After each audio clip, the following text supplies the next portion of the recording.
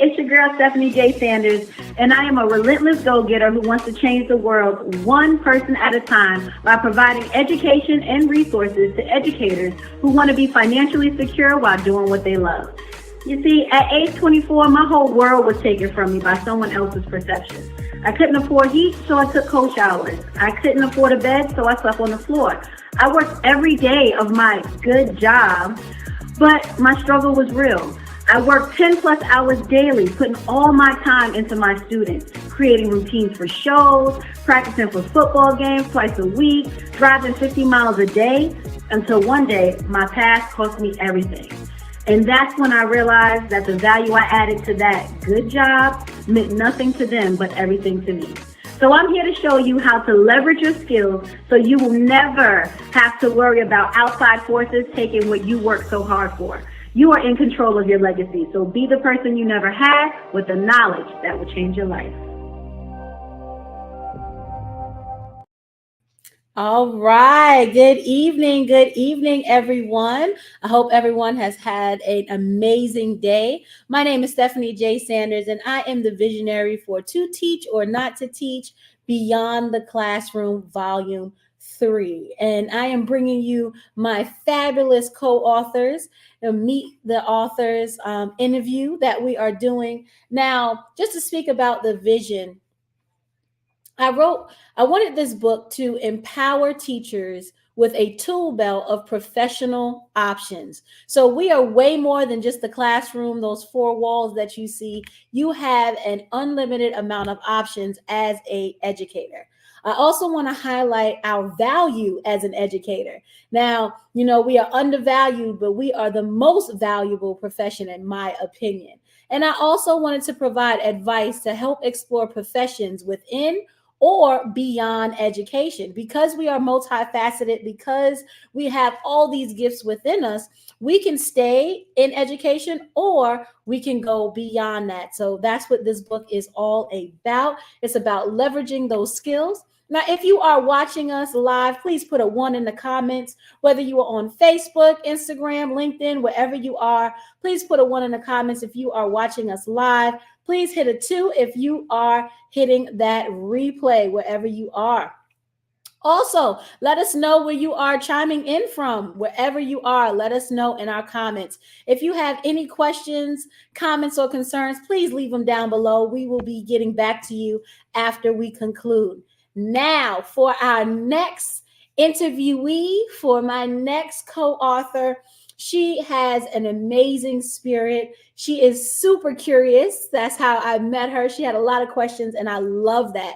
People who have questions want to know things, right? So that is a fabulous skill. She hails all the way from Georgia. She is the international educational consultant and government contractor. We have Miss LaQuinda Johnson.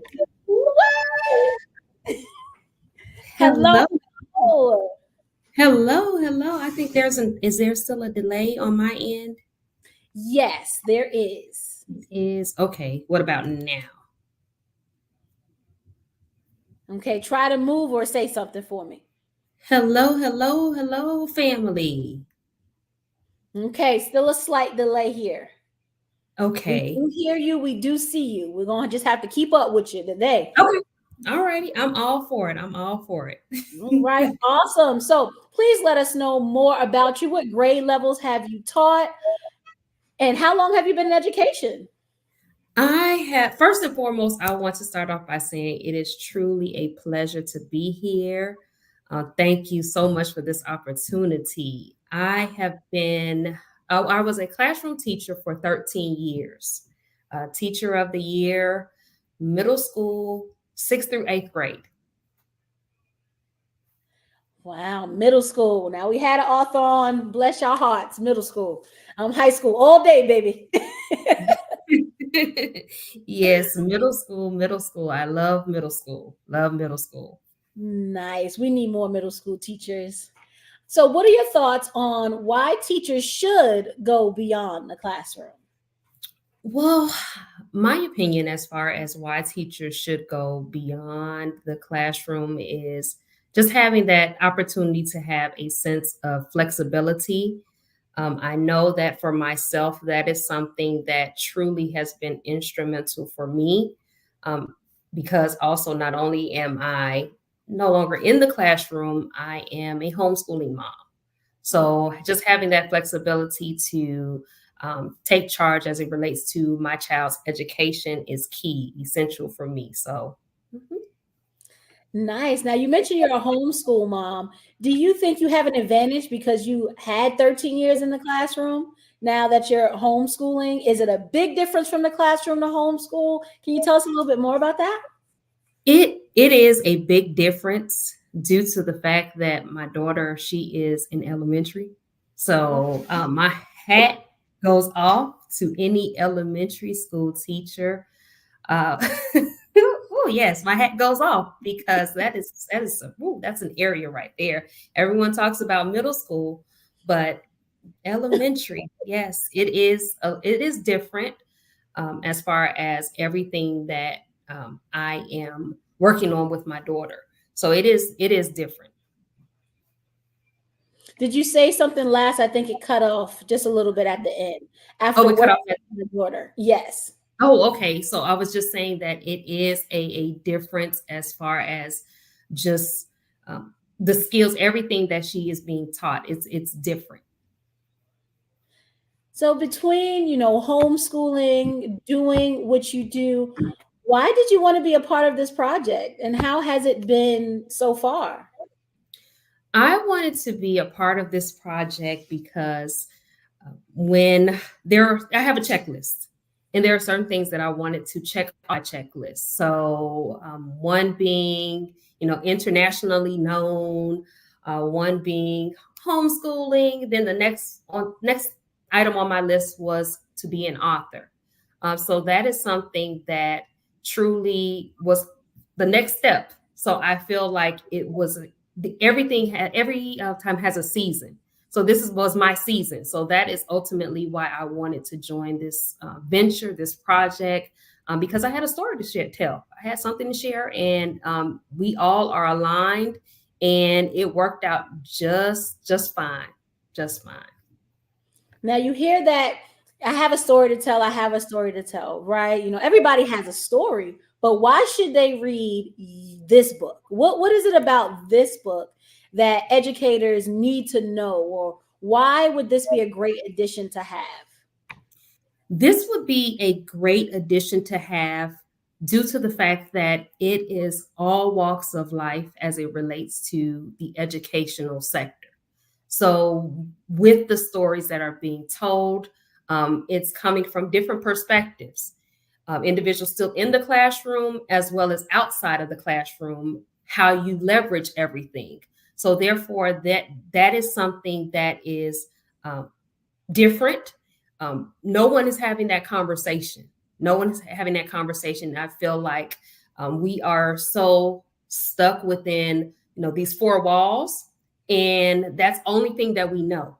We don't know anything else. So now reading these stories, hearing these stories, saying, "Hey, that's me."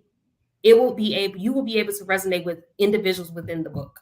So therefore, that's why I know that this is a book that if you're an educator, even if you're not an educator, you're thinking about education, this is the book for you. Right. So I know you see it scrolling at the bottom. So if you haven't already, please hit her up.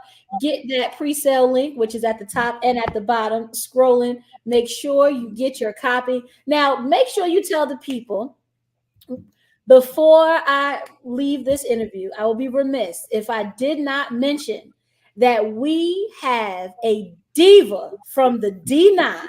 Would you please share your sorority and a little bit of information about that for us, please? Yes, yes, yes. It is the Crimson and Cream for me, DST. All righty. Founded on January the 13th, 1913 by 22 devastating divas at Howard University. Keep that in mind. I pledged at Florida Memorial University. Zeta Tau is my chapter, Spring '04. Nice. Yes. Yes, so I am happy to say we had the D9 come through this week. We had everybody. We didn't have AKA, but that's okay. We're going to get one because it is important. It is important to share what the D9 is, to represent all sororities and fraternities. That was the first Black sororities and fraternities to ever hit the stage. And that's a big deal. It's a big deal. And the sisterhood and the brotherhood is real, guys. It is real.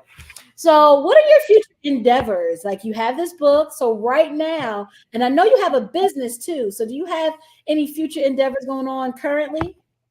Yes, so my future endeavors, continuing my journey as now a published author.